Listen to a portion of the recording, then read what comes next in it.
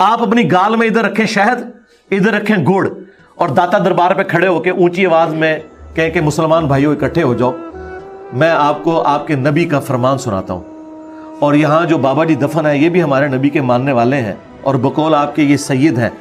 رسول اللہ کی اولاد میں سے ہیں، تو یقیناً یہ بھی قبر میں میری بات کا برا نہیں مانیں گے کہ نبی علیہ السلام نے فرمایا، صحیح مسلم کی حدیث ہے، میں تمہیں منع کرتا ہوں قبروں کو پکا کرنے سے،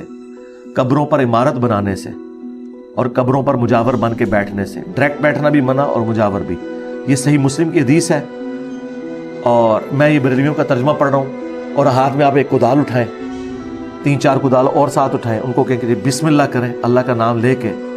یہ سید صاحب کی ہی تعلیمات ہیں، علی بن عثمان حجویری کی، کہ آپ نے قرآن و سنت میں چلنا ہے۔ یہ مزار انہوں نے خود نہیں بنایا تھا،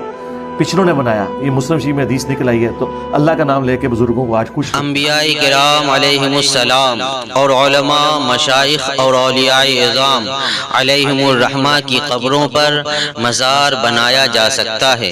شرعاً اس میں کوئی حرج نہیں۔ علامہ اسماعیل حقی رحمۃ اللہ تعالی علیہ قرآن کریم کی آیت انما یعمر مساجد اللہ من آمن باللہ پارہ نمبر 10 سورہ توبہ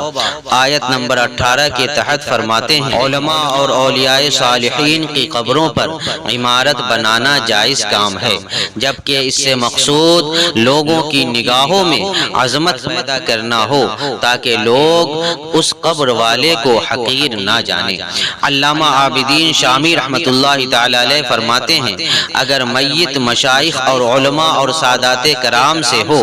تو اس کی قبر پر عمارت بنانا مکروہ نہیں۔ کچھ لوگ یہ کہتے ہیں کہ مزارات بنانے کا کام صرف ہندوستان اور پاکستان میں ہوتا ہے، تو اس کا جواب یہ ہے کہ الحمدللہ پوری دنیا میں اولیاء کرام کے مزارات اور مقابر صدیوں سے موجود ہیں، جو سلف صالحین کے عمل پر شاہد ہیں۔ خود ہمارے آقا و مولا محمد مصطفیٰ صلی اللہ تعالی علیہ وسلم کے روضہ مبارکہ پر سبز گنبد قائم ہے، اس سے بڑھ کر جواز کی اور کیا دلیل ہو سکتی ہے؟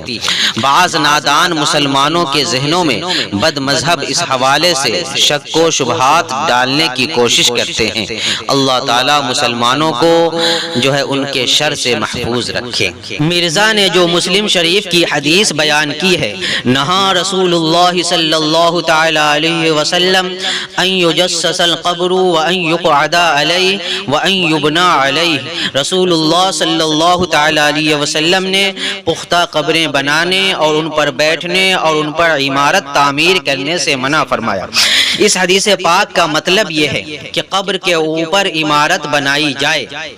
اس طرح کہ قبر دیوار میں آ جائے، یہ حرام ہے کہ اس میں قبر کی توہین ہے۔ اسی لیے حدیث پاک میں وَأَن يُبْنَى عَلَيْهِ فرمایا گیا، حَوْلَهُ نہ فرمایا۔ یا اس طرح کے قبر کے آس پاس عمارت یا قبہ بنایا جائے،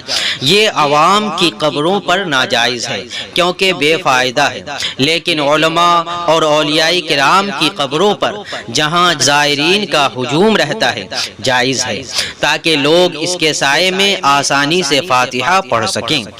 اور حدیث پاک میں قبر پر بیٹھنے سے جو منع کیا گیا ہے، اس کا مطلب یہ ہے کہ قبر پر چڑھ کر بیٹھ جائے، یہ حرام ہے کیونکہ اس میں قبر کی توہین ہے۔ لیکن قبر کے پاس تلاوت قرآن پاک کے لیے بیٹھنا یا وہاں کا انتظام کرنے کے لیے مجاور بن کر بیٹھنا بالکل جائز ہے۔ چنانچہ حضرت عائشہ صدیقہ رضی اللہ تعالی عنہا حضور اکرم صلی اللہ تعالی علیہ وسلم کی قبر انور کی مجاورہ تھیں، اور کلید بردار لوگ آپ سے حجرہ کھلوا کر قبر انور کی زیارت کرتے تھے، جیسا کہ بخاری شریف میں مذکور ہے۔